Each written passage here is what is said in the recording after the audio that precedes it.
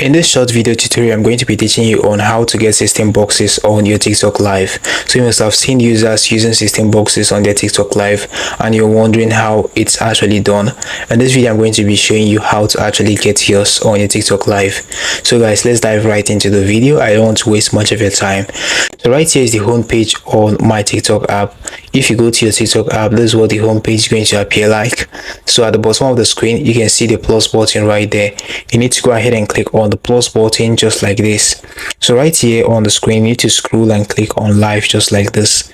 But unfortunately, you need to go live in order for you to be able to do this. So looking here, you can see the go live button. You need to scroll below the go live button. You can see device camera. You need to scroll and click on device camera, not mobile gaming or voice chat. You can as well do this on voice chat live streaming on TikTok, but I'm going to be showing you how to do that on your live stream if you are actually using a microphone. The settings and the steps are actually the same. So I'm going to click on go live in order to go live. So currently you're now live streaming on TikTok. Now at the bottom of the screen, you can see the guest and host icon. You need to go ahead and click on the guest icon. You can see the guest icon at the bottom of the screen. So let's take, for instance, you click on the guest icon just like this. So right here is what you're going to see once you click on the guest option. This is your settings of your live.